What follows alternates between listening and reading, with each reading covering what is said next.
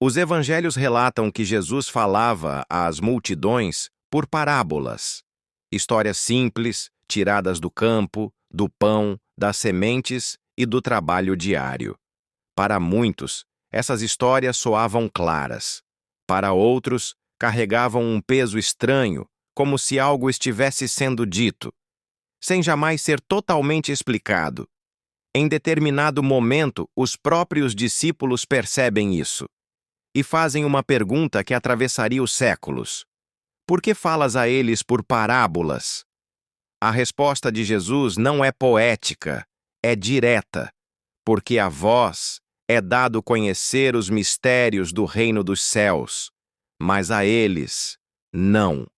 Essa resposta não é apenas uma explicação, ela é uma divisão. Se a alguns é dado conhecer os mistérios, então existe algo que não é entregue a todos da mesma forma. Jesus não nega o reino, mas revela que o acesso ao entendimento segue um critério. Ao povo, as histórias. Aos discípulos, a explicação. E quando estavam a sós, longe das multidões, as parábolas deixavam de ser metáforas e se tornavam ensinamentos diretos.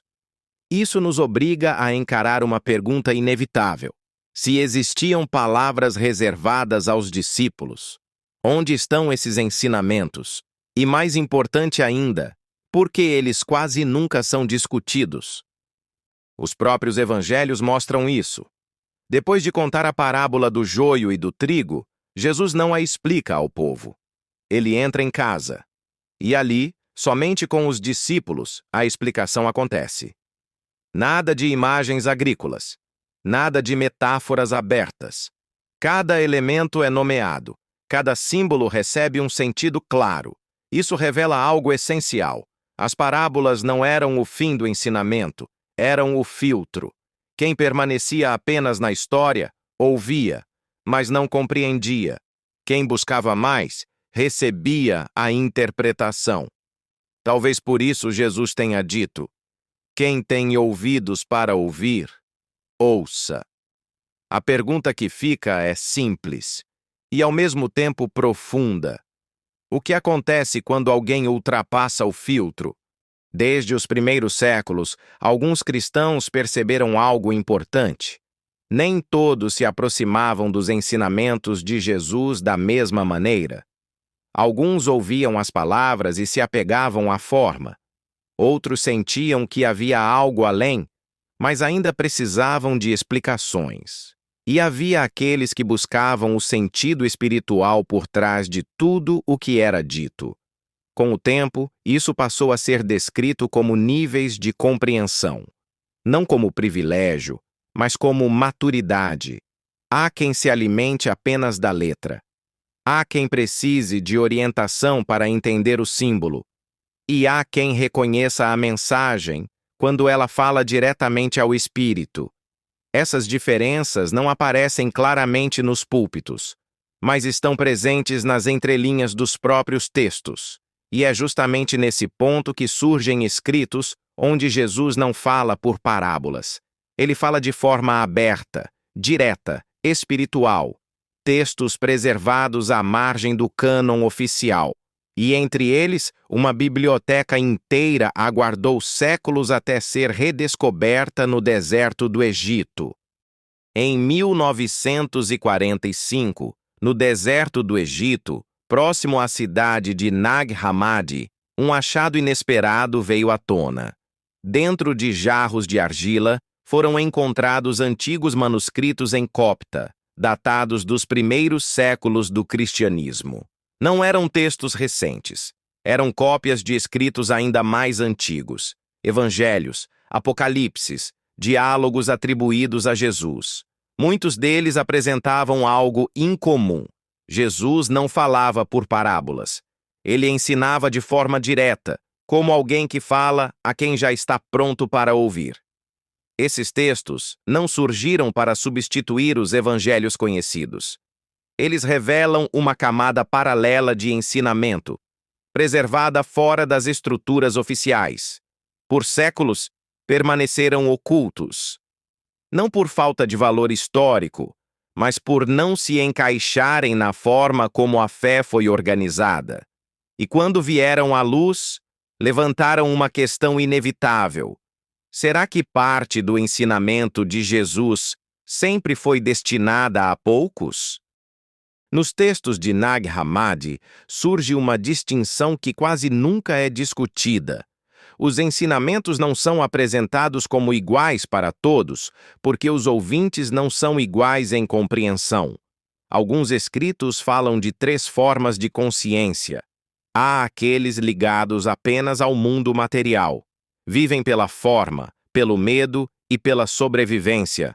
Há os que já buscam sentido, creem, questionam, mas ainda dependem de símbolos e regras. E há os que reconhecem a verdade quando ela fala diretamente ao espírito. Essas diferenças não são julgamentos, é origem. Em certos textos, Jesus fala claramente para quem já ultrapassou o nível da parábola. É nesse contexto que aparece um escrito pouco conhecido, mas profundamente revelador, o Apocalipse de Pedro. Nele, Jesus não descreve apenas o destino das almas, mas explica por que nem todos compreendem da mesma forma. E talvez seja por isso que esse texto tenha sido tão cuidadosamente afastado. No Apocalipse de Pedro, Jesus fala de maneira que não vemos nas multidões. Não há parábolas abertas. Não há histórias para interpretar em grupo. Há explicação. Pedro pergunta. Jesus responde.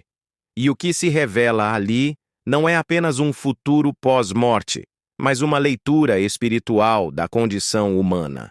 Alguns veem apenas imagens de castigo, mas, lido com atenção, o texto fala de estados de consciência.